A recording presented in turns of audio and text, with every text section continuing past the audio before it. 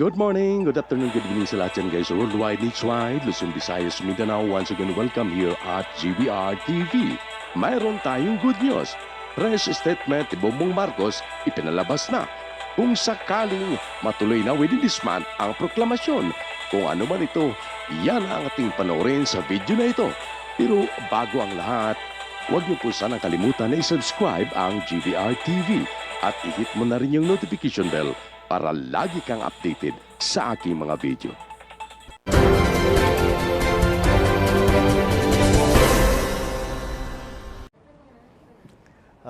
Thank you, Vic. Yes, as Attorney Vic has just said, we have been, of course, following the count. At ganun na nga, as of this hour, 98+% have already been counted at ang bilang ng boto ko ay nasa 31 million plus. Kaya't maraming nagtatanong ngayon na kahit na hindi pa ako napoproklama, maraming nagtatanong, many people have been asking, what happens next? And what are we doing now? Well, right now, syempre, we have to, ang intention ko is to hit the ground running. Kung sakali man, matuloy ang proklamasyon later this month, ay kailangan nakahanda na tayo. So pinag-uusapan na namin ang mga appointment. As I'm sure you can imagine, the economic managers are going to be critical for the next several years because of the pandemic and the economic crisis. So that is something that we are looking at very carefully. But it's not only the economic managers, lahat talaga ng positions, not only cabinet positions but even other agencies ay tinitignan na namin lahat. The process that we have established is that I am keeping the organization, our EXECOM, who ran the campaign. Sila talaga yung mga advisor ko. So we are keeping the EXECOM going, the executive committee going. And they will be, syempre, the core group.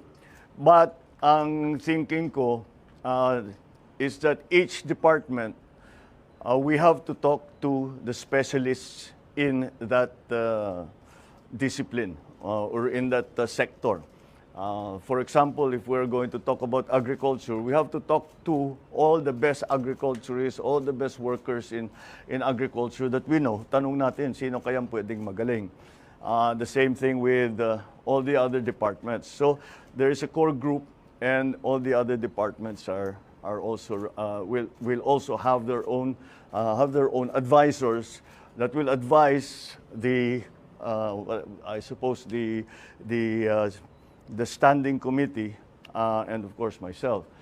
So that is how the process has been established. Kaya, actually, bago kayo dumating, we were in there doing precisely that.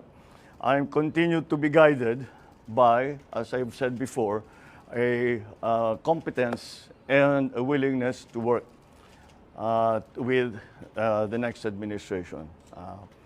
So we have removed, in our discussions, we remove immediately what their political leanings have been.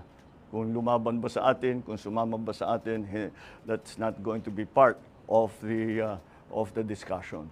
I'm also guided by the critical areas that we talked about during the campaign. So yun ang mga inuuna natin. Of course, it's the economy, prices, it's the price of energy, lack of jobs, education, infrastructure, all of these areas that are going to be critical in the next few years. So ganun ang aming ginagawa, and that has been the process. That has been the process so far. I'm also guided by the fact that 31 million of our kababayans have voted for unity.